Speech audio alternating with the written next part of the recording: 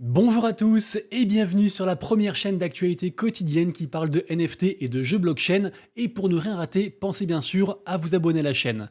Aujourd'hui au programme, du airdrop, des dramas, du marché NFT, plein de news super intéressantes. C'est parti directement. La vidéo du jour est réalisée en partenariat avec le site d'information Cryptonautes.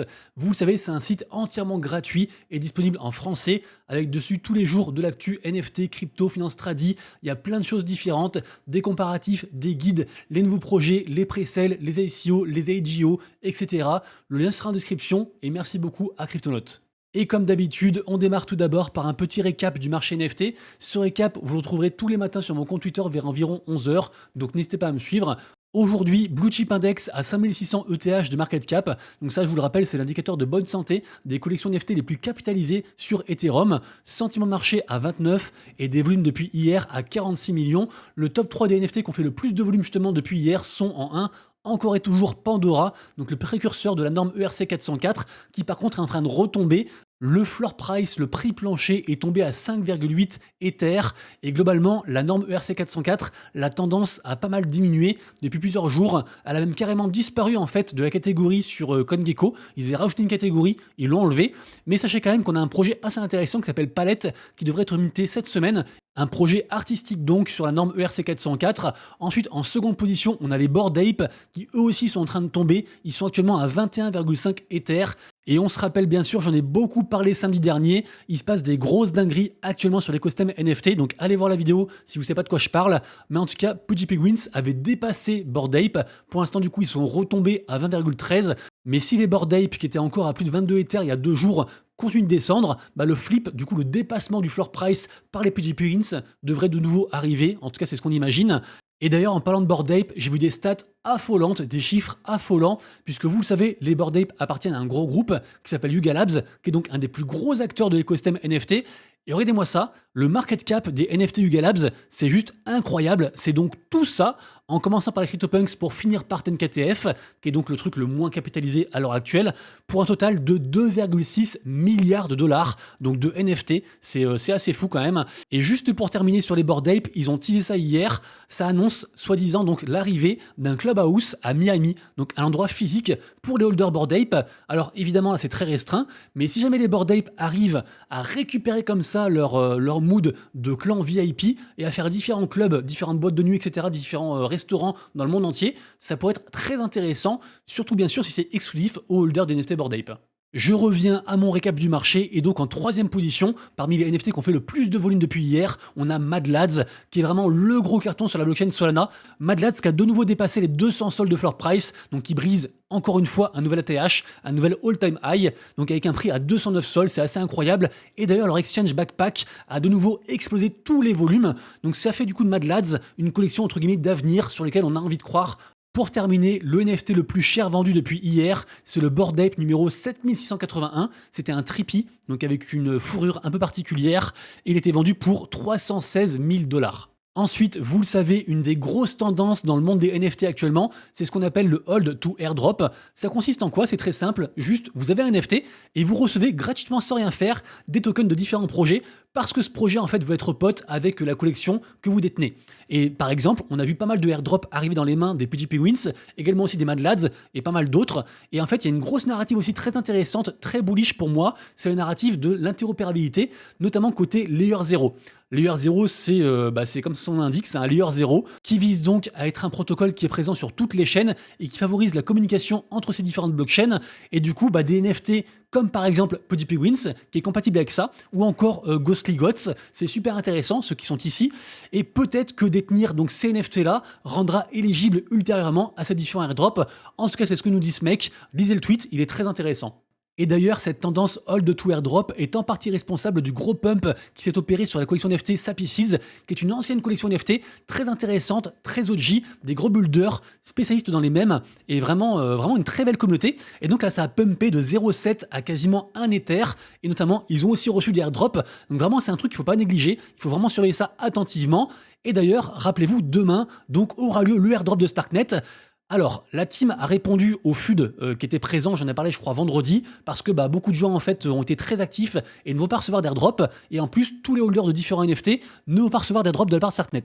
Par contre, apparemment ils vont alléger les critères pour le second airdrop qui aura lieu dans X temps, on sait pas quand, et moi je me dis, je fais le pari, on verra si j'ai raison, si j'ai tort.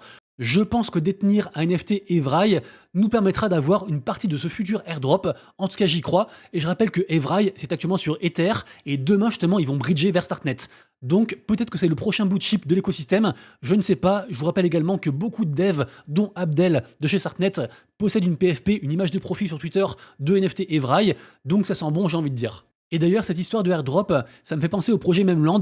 Memland, rappelez-vous, c'est un très gros projet, peut-être un des plus gros de cette année. Je vous rappelle que c'est la boîte Web3 de NineGag, qui est juste un mastodonte dans l'univers des mèmes. Ils ont des dizaines de millions de followers, vraiment c'est assez incroyable. Et Memland, on se rappelle, ils ont 2 NFT principaux, donc les Captains qui sont ici, qui sont montés justement à 4,7 Ether dernièrement. C'est un plus 15%. Sur un prix comme ça, c'est assez conséquent. Les patates à 2,02.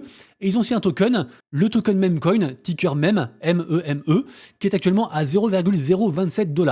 Et sachez qu'en fait, chaque NFT contient encore du token Memcoin, à savoir par exemple, sur un Captains, il y a au prix actuel l'équivalent de 17 000 $ de token Mem, et sur une Patatose, l'équivalent de quasiment 6 000 $ en token Mem, ce qui est quand même assez incroyable. Par contre, évidemment, c'est si le cours reste comme ça, et il semblerait que on parle de plus en plus de Memland. Ils ont beaucoup de features qui vont être annoncés, qui vont arriver normalement. Je pense à Stackland, je pense aussi à GMGM, une sorte d'application sous Delphi. Bref, il y a beaucoup de choses, et peut-être que c'est la dernière fois qu'on voit des prix comme ça sur Memland. Je ne sais pas. Après, bien sûr, faites bien vos recherches.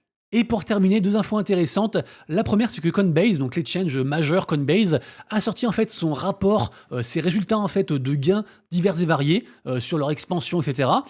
Sous forme de NFT. Donc très intéressant. Donc en fait, les gens peuvent minter du coup ce NFT coin, comme ça qu'ils l'appellent. Et Brian Armstrong, donc le PDG de Coinbase, a dit, je cite, vous devriez posséder ce NFT pour les raisons que vous pouvez sûrement imaginer. Voilà, on n'en sait pas plus, mais moi je pense évidemment à un airdrop. Je précise, c'est gratuit. Et enfin, et ça plaira aux artistes, un gros partenariat entre la marketplace OpenSea et la boîte qui s'appelle Elmonix. Alors Elmonix, ils sont assez connus pour avoir ramené différentes œuvres entre guillemets physiques et réelles d'artistes assez fameux. Je crois qu'il y avait un Van Gogh, un truc comme ça, qu'ils avaient en fait entre guillemets digitalisé grâce à leur plateforme. Ils font aussi plein d'expériences différentes sur l'art, c'est assez intéressant. Et donc a priori, ils vont choisir OpenSea comme marketplace privilégié pour délivrer en fait différentes œuvres d'art. Donc assez intéressant, et c'est au moins une bonne nouvelle pour OpenSea, ça faisait longtemps. Deuxième partie de la vidéo, la partie jeu blockchain, et ça fait super plaisir puisque en effet, en même temps que le marché crypto se réveille, le marché crypto côté gaming se réveille également, et c'est des très belles perfs parfois. Par exemple BIM qui a fait son plus 8% depuis hier, qui est ici. Également aussi Ronin qui a dépassé les 3,2 $, et on en reparle après. Également aussi Illuvium qui a redépassé les 100 $, incroyable. Xai qui a fait un plus 20% hier, c'était ouf. Bref, il y a beaucoup de choses qui se passent côté gaming, et ça fait très plaisir comme je disais. Également aussi Immutable X qui apparaît pas dans ce classement parce qu'en fait vu que c'est une blockchain, il n'est pas directement dans les tokens ici, mais pourtant IMX, ça fait au moins un mois qui cartonne. Voilà, ça fait qu'augmenter. On ne sait pas où ça va s'arrêter, mais apparemment c'est parti pour durer, d'autant que je le rappelle, on a de plus en plus de jeux qui arrivent, qui rejoignent l'écosystème de Immutable X version ZKEVM, donc une sorte de solution de scalabilité qu'ils ont élaborée avec la blockchain Polygon, et quasiment tous les jours comme ça, on a un jeu qui annonce rejoindre cet écosystème. Dernièrement en date, on a aussi eu le jeu Guild of Guardians, qui est un très gros jeu, donc vraiment, moi je suis bullish sur Immutable X, après hâte de voir la suite, évidemment comme toujours. On n'est jamais sûr de rien. Ensuite, tout à l'heure, je vous parlais du RON qui a fait une très belle perf en dépassant les 3 $. Je vous rappelle que le RON, c'est la crypto en fait de la blockchain Ronin. C'est une sidechain qui appartient à Axie Infinity, à Scamevis, la boîte qui est derrière le projet Axie Infinity. Et on se rappelle également aussi de 2 choses. La première, Pixels, qu'est-ce que c'est? Pixels, c'est un jeu qui cartonne actuellement. Ils ont plus de 150 000 joueurs uniques tous les jours. C'est un jeu de farming dont j'ai beaucoup parlé sur la chaîne. On plante des carottes, on coupe des arbres, on fait des recettes. C'est un truc qui marche bien. Et donc dernièrement, ils sont arrivés sur l'écosystème de Axie Infinity, donc sur la sidechain Ronin. Et depuis qu'ils ont fait ça, et ben en fait le projet cartonne. Et rappelez-vous aussi, seconde chose, j'en ai beaucoup parlé la semaine dernière, puisque en effet, le token Pixel Donc le token majeur de l'écosystème Pixels, et bah ce token en fait a été lancé aujourd'hui, donc sur le launch pool de Binance, et il a cartonné. Il est actuellement à 0,62 dollars par token, ce qui est vraiment un très bon prix. Mais surtout, ce qui est fou, c'est qu'en fait, on a des gens qui avaient joué à ce jeu-là en fait depuis 1 ou 2 ans, qui avaient poncé le truc, ils ont planté, ils ont planté, ils ont planté. Et j'ai vu des screens de personnes en fait qui ont récolté comme ça 10 000 balles après du coup leur dur labeur. Donc franchement, bravo à eux. Également aussi, ceux qui étaient sur le launch pool Binance, et ben, ont récolté certaines allocations.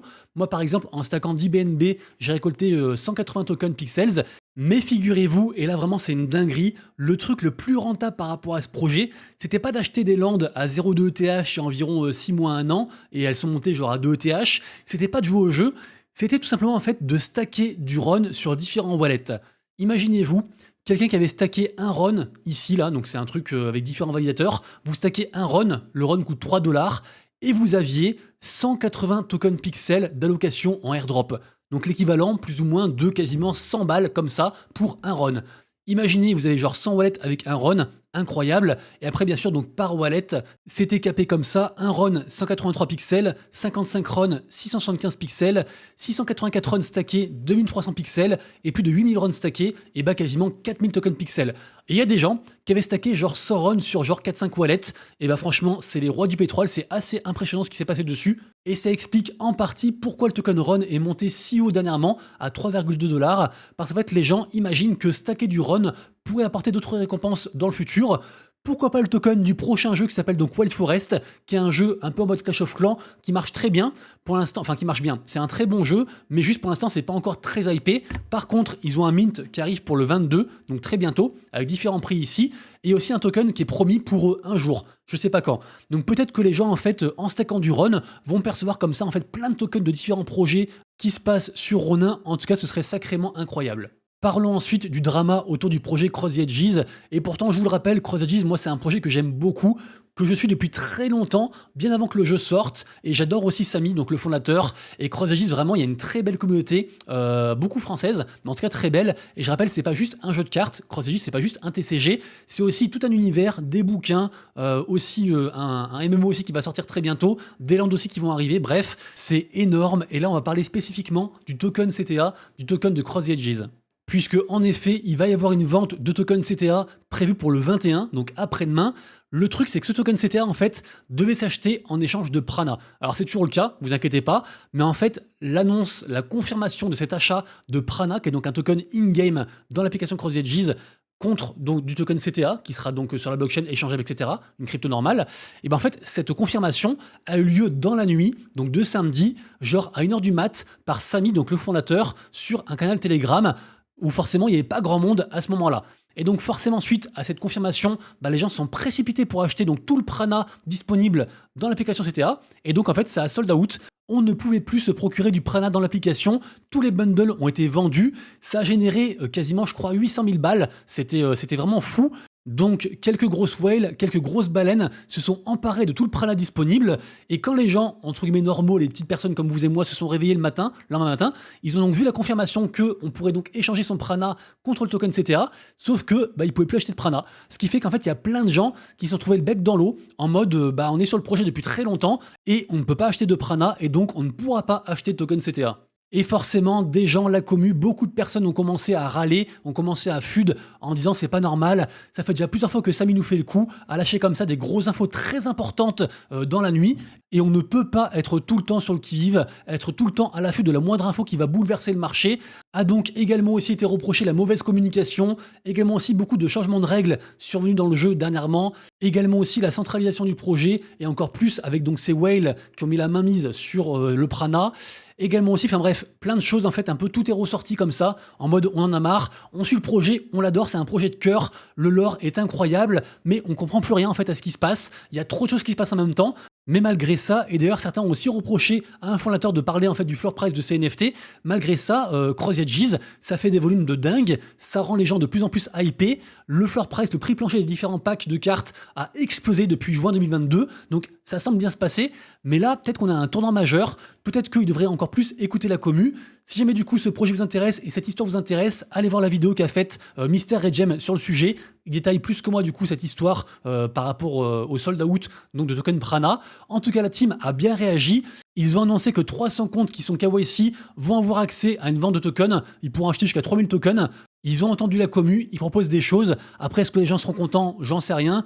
Je rappelle que Cross Edges, c'est un projet très ambitieux. Donc forcément, il y aura des périodes de creux, des périodes où ça marchera moins bien. Après, voilà, moi j'ai envie d'y croire en tout cas et j'ai hâte de voir la suite. Ensuite, grosse nouvelle, et ça faisait longtemps que j'en parlais, le projet Portal Coin. Rappelez-vous, c'était un projet en fait qui promettait d'unir tous les jeux en fait, Web 2 et Web 3, grâce à leur token Portal Coin. Ils ont fait donc une pré-sale, et ils ont aussi fait un système de airdrop avec de l'engagement communautaire, où il fallait RT et tout, et ça a pullulé sur Twitter, c'était assez fou. Moi du coup j'ai fermé le airdrop de fou, par contre j'ai pas acheté la pré-sale, mais du coup on a en fait des premières esquisses de ce que pourrait être le prix de ce token, puisque en effet sur Well4Market, qui est donc un pré-market, les gens peuvent carrément vendre leurs points de airdrop.